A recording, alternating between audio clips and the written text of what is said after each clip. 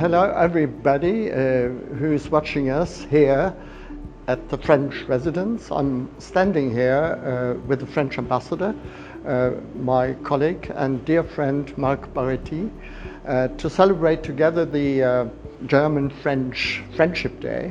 I mean, this is a very important day in the French-German calendar because just today, 58 years ago, the Élysée Treaty was signed, which basically brought centuries of strife, conflict and even warfare to a definite close. So this is a very important day that reverberates even beyond the French-German context and is therefore very close to our heart.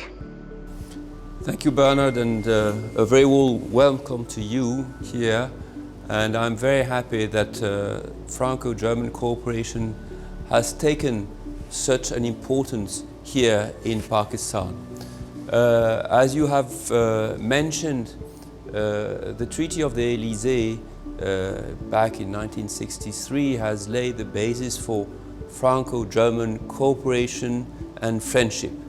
And 57 years later, our leaders decided it had to be taken a step further forward, and so this is why they have signed the Treaty of Aachen, Aix-la-Chapelle in French, to boost further this cooperation, make it a partnership in many fields. It's been quite a busy and successful year, and I must say that one of the best examples one could give of this is the fight against COVID-19. And I must say that we will remember with lots of emotion and gratitude the very, very generous gesture of the German authorities that welcome in your hospitals in Germany these French COVID-19 patients that couldn't be taken in charge. So thank you, Bernard, for this. And this is really friendship and partnership in action for a real cause. Mark, I agree with you. One example, only one of, I think, numerous activities across the border, and particularly relating to the COVID pandemic, was the cooperation between the two air ambulance services, which actually transported COVID patients back and forth across the border for treatment. And that was not only life-saving, but that was a true proof of German-French cooperation in action. And no wonder that the two air crews were awarded the Adenauer de Gaulle Prize last year, named after these two eminent statesmen, Charles de Gaulle and Konrad Adenauer, who had been, I would say, the masterminds behind the French-German reconciliation after the Second World War. Well, perhaps we could move to the garden and discuss further examples of Franco-German cooperation, Bernard. I mean, the weather is extremely nice today.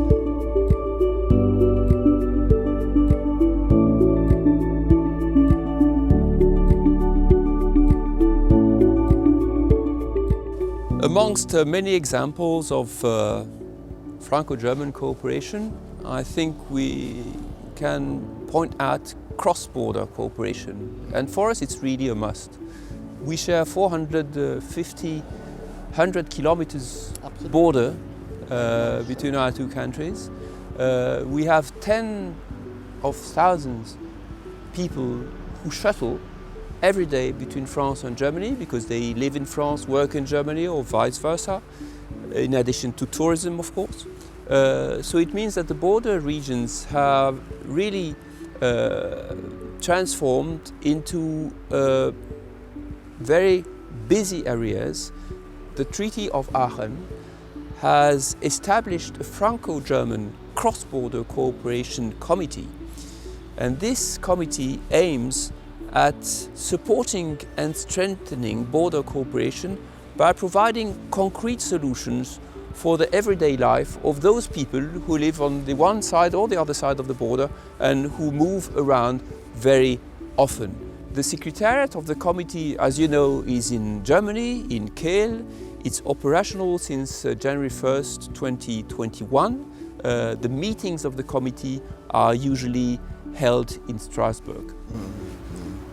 Well, to my mind, Mark, the greatest achievement among many is the, I would say, the mutual trust and the closeness of the people. And that is not only reflected in opinion polls and in trade figures, but also in very concrete things we see. I mean, we see the neighborly contacts, we see youth exchanges, we see the two countries as holiday destination, we see city partnership.